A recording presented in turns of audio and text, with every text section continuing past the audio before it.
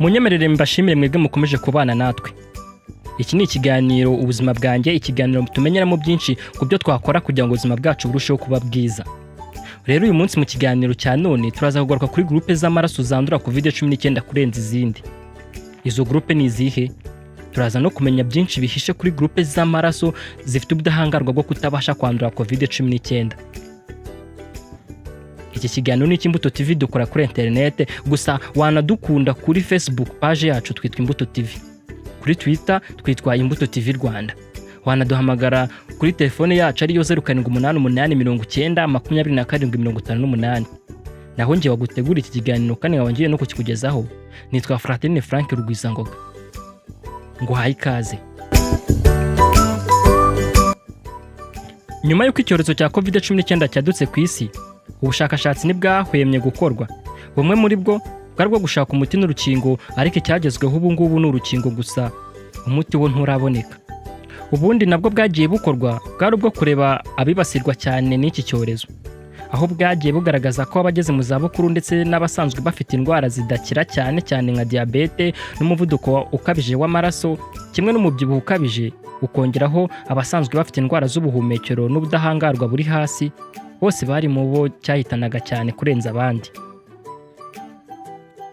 Gusa nanone ubushakashatsi ntibwahagaze, ahubwo hashatswe kurebwa ubwoko bw'amaraso icyorezo cyaba kibasira kurenza ubundi. Aho ubwoko bw'amaraso twavuga ni amatsinda ya A, B, AB ndetse na Groupe O. Ubwo bushakashatsi bwakozwe bugamijwe kwerekana ubwoko bw'amaraso bwibasirwa cyane, bwaje gutangazwa ku rubuga rwa Medrisive.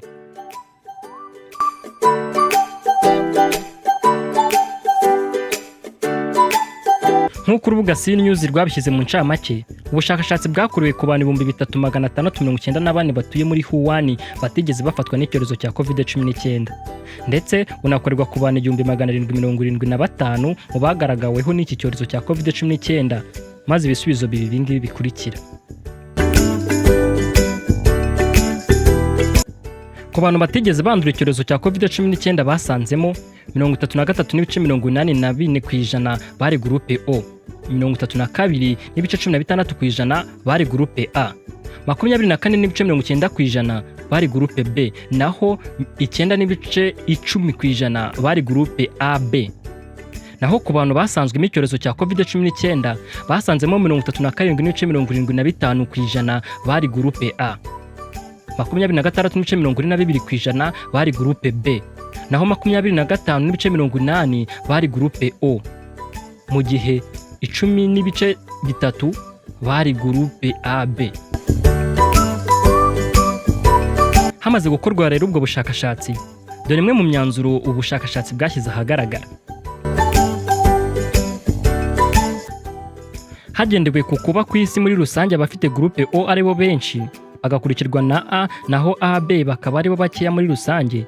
Ubushakashatsi bwerekanye ko abantu bafite Groupe O bafite ibyago biri hasi cyane byo kuba bakwandura iki cyorezo cya COVID-19, mu gihe abafite Groupe A bafite ibyago biri hejuru cyane byo kuba bayandura.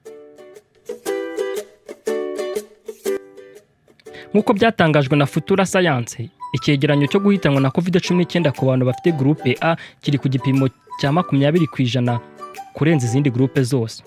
N'abafite Groupe O ibyago byabo biri munsi ya 33% ugereranyije n'izindi groupe zisigaye. Ariko nanone baburira abafite Groupe O kutumva ko bo bakingiye kuko ibyago byabo biri hasi.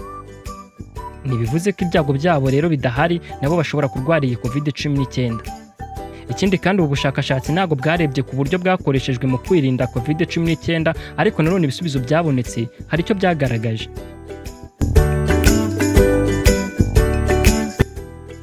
Mu gusobanura, bavuga ko abafite Groupe O baba bafite ibizwi nka antikoro bya anti-A, ari nayo mpamvu ufite amaraso ya O atakira amaraso ya A.